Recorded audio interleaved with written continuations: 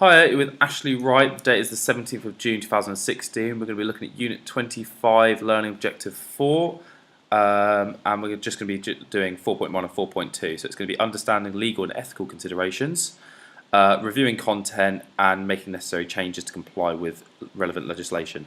So for the content, we're going to be looking at this article here. I wrote this back in March 2016, and it was just a spoiler gallery for the Geordie Shore Series 12 that was coming out.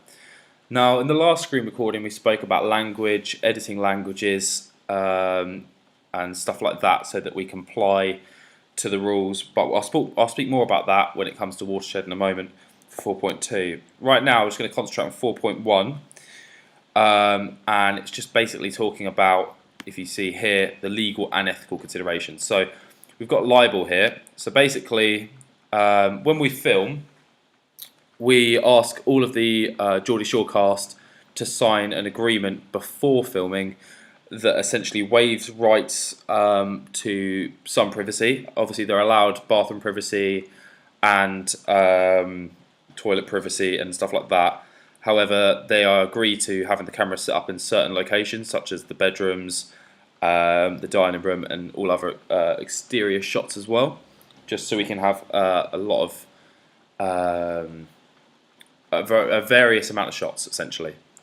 So when we talk about things like libel, which is talking about false statements, there's things we are and aren't allowed to do on this site. So for example, if you come here and have a look, we're allowed to generalise and call them raggies, which are like, it's quite a playful term. However, we're not allowed to out and out criticise. So if you come through here, you can see that we're very general, but we wouldn't be like call anyone any name specifically or comment and say that they're this. We're allowed to comment on what they're doing, such as if I was to say this character here, if she were to have a affair with one of the other castmates or to do something a bit naughty or cheeky, you can put fun at it and go, oh, that was cheeky. You can comment on the action, you just can't comment on the person, because that makes you open to libel and also attacking a cast member, essentially, online, which is not allowed. So we're very careful of that. We don't want to falsify statements. All statements about people are always checked thoroughly through the editing team, and stuff like that. When it comes to intellectual property, which is the ownership, essentially, of Geordie Shore, I don't have to worry too much when writing stuff, for we own the copyright, and it's all sourced by MTV, so all of the information I get here, such as them returning and stuff, is sent to me by my line manager, either through email or just through word of mouth, and then that's how the conversations get started. When filming the show and also talking about it online here as we're writing the article, there's a few things you're not allowed to do, which means, and it's not even allowed to be included in the show. Now this includes not talking about politics or propaganda, as we don't want to, one, that's not the image of the brand, and two, that opens us up to a whole world of legal issues, such as putting spins, influencing audiences and stuff like that, which is not legal. So if we talk now about the final point, which is discrimination and misrepresentation, again, a bit like libel, talking about false statements. You're not allowed to discriminate, obviously.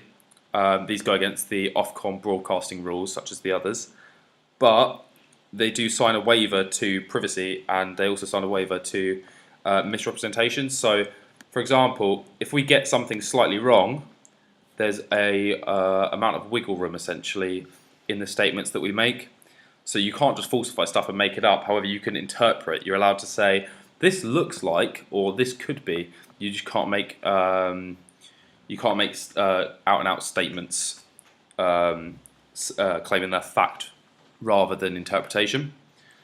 So moving on to 4.2, I'm just going to talk about Ofcom a little bit more in regards to the watershed and how we deal with our audience, manage them and make sure that they're not too young or not suitable. So for example, when we're Ofcom essentially have a system built whereby on television the watershed means that no swearing or sex or excessive violence or drug use is shown before 9 o'clock. So obviously on the website we don't have that, as you can see, because the website's accessible 24 hours. However, to warn our audience, in case they're too young, we always have a pre-show message which comes up on all the videos. I can't show you this because the flash player is failing. But essentially this warning comes up just before the show or before any of our video content here that we've put on. Just warning them that this may not be suitable for all audiences, that it contains a lot of bad language, sex, etc. And just essentially making sure that we're abiding by Ofcom's rules, because this can leave us open to legal and ethical issues if left alone. So yeah, that's Ofcom. That's what libel is. Spoken about copyright, intellectual property, discrimination, misrepresentation, and privacy. And all of my work gets checked again once it's submitted through to my editor and also by my line manager. Thanks.